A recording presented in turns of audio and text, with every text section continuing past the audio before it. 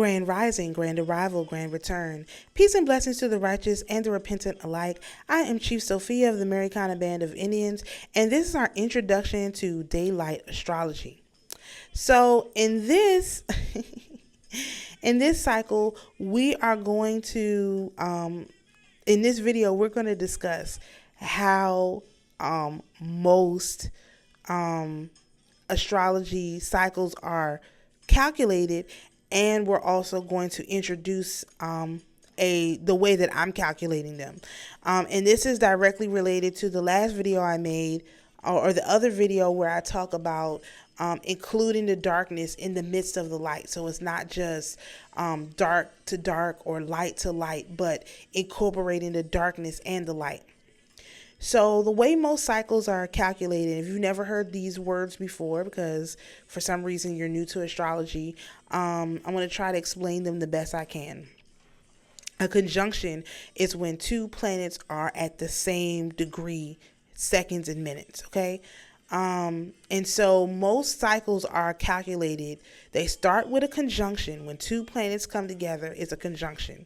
Then the first interaction between these planets is a trine, and a trine is when they're in the same, basically they're in the same energy. So fire sign trines, you do have out of sign trines. It's, rarer, but we're talking about all fire signs would trine together, all earth signs, all water signs, all air signs. The very first placement out is a friendly placement. That's followed by a harsh placement, which is a square. And the square is basically out of sign. And usually a sign that it's not really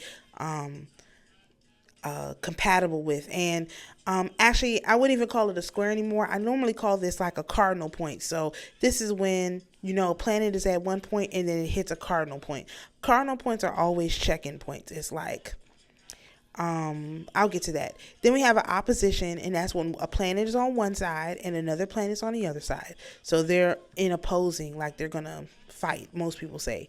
And then they have another square. So now they're coming to another cardinal point. And then they have another trine, which is a positive energy with something that's in a sign, in the same energy point. And then they end the cycle with a conjunction. Now, the problem with this cycle, this is darkness to darkness. Okay, so they start their, and if you think about a conjunction is when two planets come together. So you don't start a relationship in marriage. Like, again, I don't know this seems obvious to me. You don't start a relationship with being married.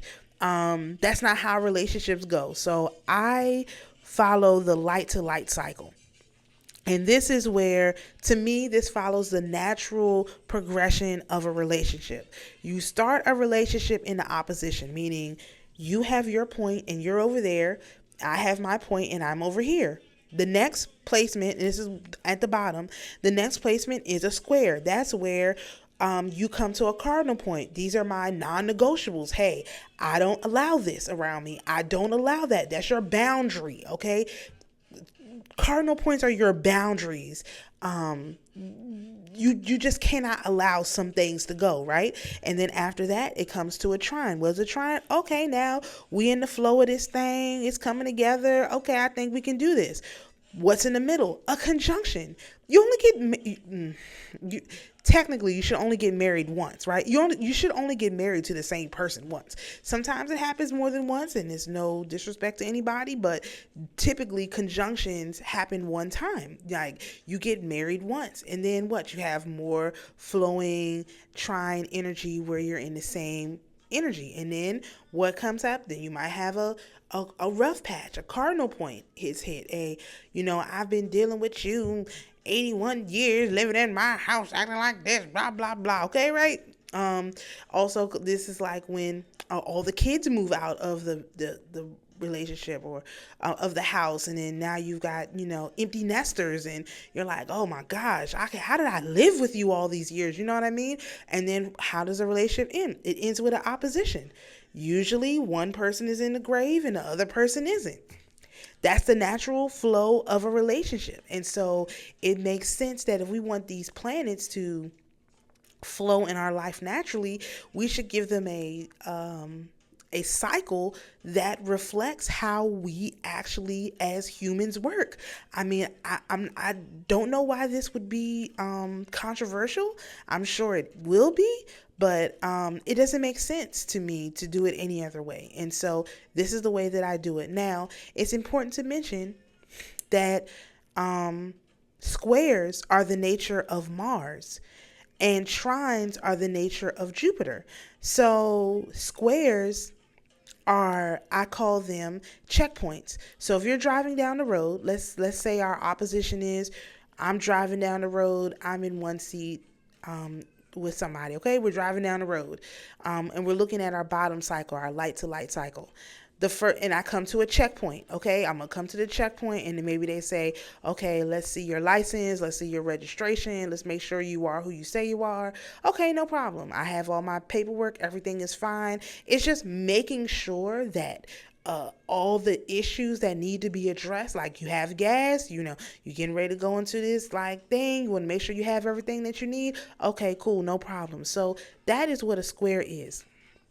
All right. The next thing you have is a trine. Well, trines are like the easy pass. So because you stopped at that square and the guy say, okay, do you have gas? Do you have this? Oh man, let me stop and get some gas. When you get to the trine, you could just flow because you already did the checkpoint at the square. And when you get to the conjunction, man, that's open highway. You just shoom straight down the road. You don't even have to stop. That's open highway. You don't need no gas. You don't need no food. You don't need no nothing. Then you come to a trine. You like, maybe I'll stop and get me something to eat, get something to drink. We've been on this road a while. Let's just do something fun, something nice, like a nice warm feeling together. Okay, that's your next trine. Then before you get to your location, it's another checkpoint. It's like, hey, do you have enough gas? Do you have enough this? Let me see this. Let me see that. Just making sure. Saturn is an enforcer. They're going to make sure you have what you need. Like, do you have what you need to do this, to finish this project, to end strong? And that's a check. And then when you get to the opposition, that's you standing in your full power and your partner standing in their full power. That's what an opposition is. The planets are not, this is why we start with full moon to full moon, because at a full moon, the sun is in its full power and the moon is in its full power. It's the moon's full power is reflecting the sun in its totality. And the sun's full power is being lit up to reflect the moon. That is full power for the sun and the moon. That is what an opposition is. And so that's what happens with these planets. We look at these different cycles. It's who is in their full power. Are you in your full power? Are they in their full power? As long as everyone's in their full power, everything is good. That's how this particular cycle works. All right. So again, it's nothing wrong with the dark to dark cycle, and it has its usefulness. And I just feel like its usefulness is run out because and I know it's no longer accurate, because if you're counting on things going from conjunction to conjunction, if you're counting on things going from conjunction to conjunction, when you get to your first square, right, your opening square, it's going to be, your opening square is going to be like a checkpoint, but it's the way these dark magicians use it. They use it to actually check the energy, like to force the energy to do what it wants.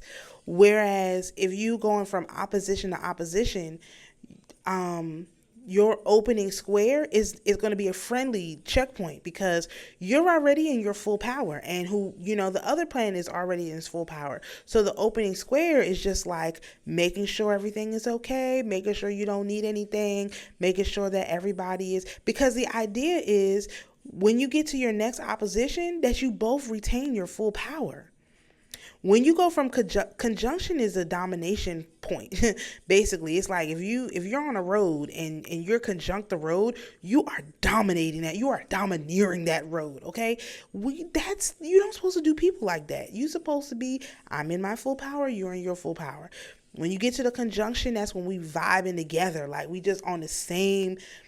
We're united, we're unified. But they use those conjunctions as, I'm gonna overtake you, I'm gonna overpower you. And this is my suggestion, what I'm doing to regain my power and say, no, opposition is when I'm in my full power and you're in your full power, and you don't lose any of your power along the way. The point of these squares and trines and conjunctions is for you to get more in alignment with your own power, not to be giving up your power. And the dark magicians have used this in the opposite way. So I hope this has been helpful. Shalom, peace, and blessings, and we'll see you in the next video.